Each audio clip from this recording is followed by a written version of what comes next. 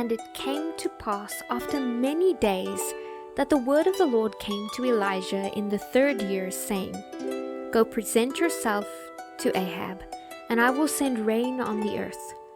So Elijah went to present himself to Ahab, and there was a severe famine in Samaria. And Ahab had called Obadiah, who was in charge of his house. Now Obadiah feared the Lord greatly, for it was, while Jezebel massacred the prophets of the Lord, that Obadiah had taken 100 prophets and hidden them, 50 to a cave, and had fed them with bread and water. And Ahab had said to Obadiah, Go into the land to all the springs of water and to all the brooks. Perhaps we may find grass to keep the horses and mules alive, so that we will not have to kill any livestock. So they divided the land between them to explore it.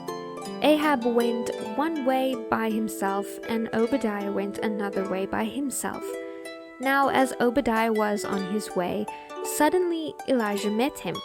And he recognized him and fell on his face and said, Is that you, my lord Elijah? And he answered him, It is I. Go tell your master, Elijah is here. So he said, How have I sinned that you are delivering your servant into the hand of Ahab to kill me? As the Lord your God lives, there is no nation or kingdom where my master had not sent someone to hunt for you.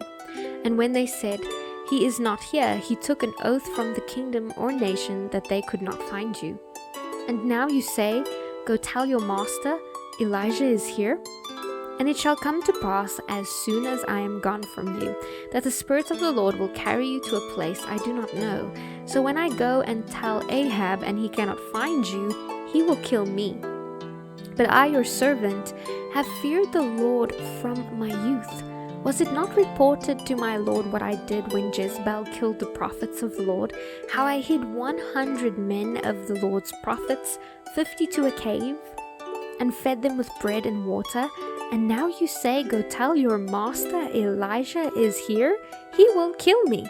Then Elijah said, As the Lord of hosts lives, before whom I stand, I will surely present myself to him today. So Obadiah went to meet Ahab and told him. And Ahab went to meet Elijah. Then it happened, when Ahab saw Elijah, that Ahab said to him, Is that you, O troubler of Israel?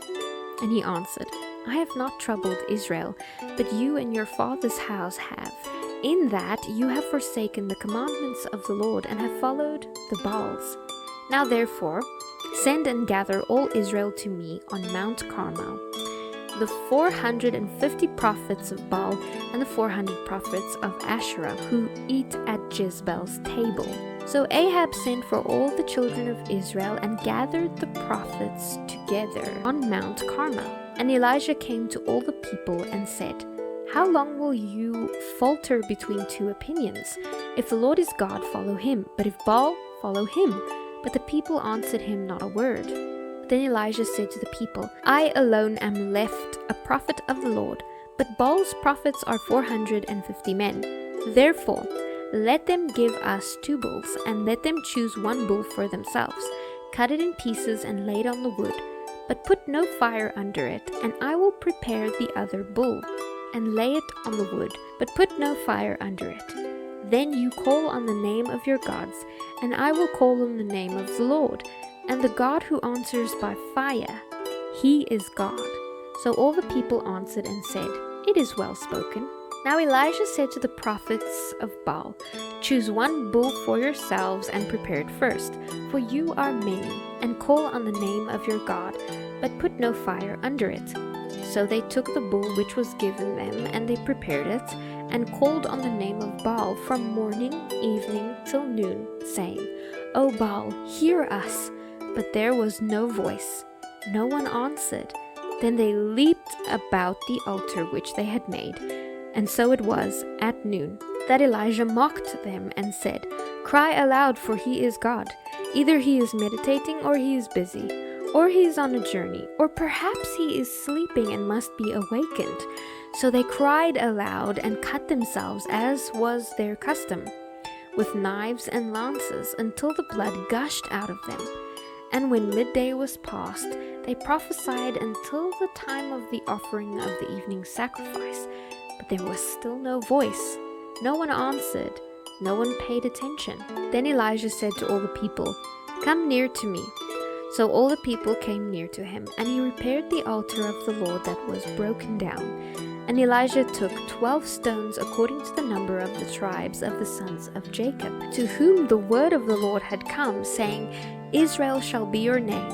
Then with the stones he built an altar in the name of the Lord, and he made a trench around the altar, large enough to hold 2 seahs of seed. And he put the wood in order, cut the bull in pieces, and laid it on the wood, and said, "Fill 4 water pots with water, and pour it on the burnt sacrifice and on the wood." Then he said, "Do it a second time."